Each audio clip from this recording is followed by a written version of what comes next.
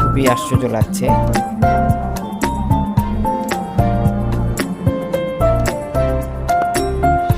আপনারা দেখতে পাচ্ছেন সামনে আমাদের ট্রেন রূপসী বাংলা এক্সপ্রেস দাঁড়িয়ে আছে।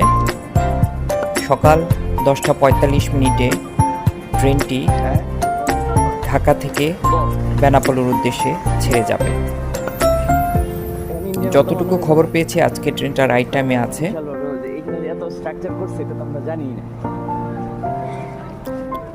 আপনাদের অবগতির জন্য জানাচ্ছি, ভিডিওটা অ্যাকচুয়ালি গত শীতের সময় করা, কিন্তু ব্যস্ততার কারণে আপলোড করা হয়নি। আজকে একটু সময় পেলাম, এই জন্য আপলোড দিচ্ছি। আপনারা দেখতে পাচ্ছেন খুবই চমৎকার প্ল্যাটফর্ম। এটা হচ্ছে পাওয়ার কার।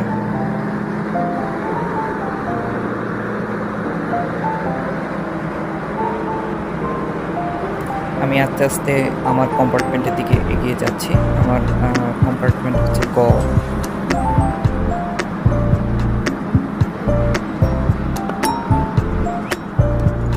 আপনারা মনিটরে দেখতে পাচ্ছেন রূপসী বাংলা এক্সপ্রেসের ব্যানার।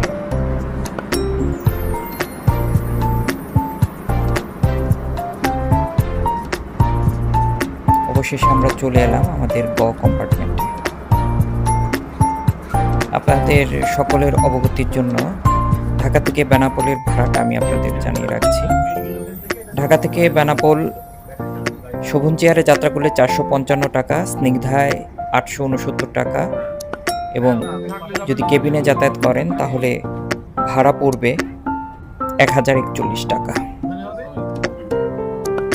আমি আসলে ট্রেনে বসার পর একটা বিষয় দেখে খুবই অবাক হলাম, সেটি হচ্ছে যাত্রী সংখ্যা। তখন সবেমাত্র ট্রেনটা চালু হয়েছে, অনেকেই জানতেন না, এবং তার টাইম শিডিউলও অনেকেরই জানা ছিল না, এবং এত অল্প সময়ে এত সুন্দর সার্ভিস অনেকে আমরা জানতাম না। মূলত এই কারণেই প্রায় প্রতিটা কম্পার্টমেন্টই ফাঁকা দেখতে পেয়েছিলাম।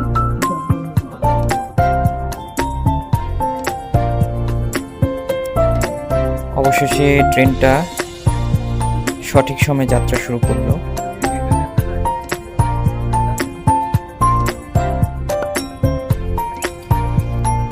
আমাদের পরবর্তী অভিজ্ঞতা খুবই সুখকর ছিল। প্রতিটা স্টেশনে ট্রেনটি ডিউ টাইমে প্রবেশ করেছে, এবং আমাদের চূড়ান্ত গন্তব্য বেনাপোলে প্রায় 10 মিনিট আগে সে প্রবেশ করেছে।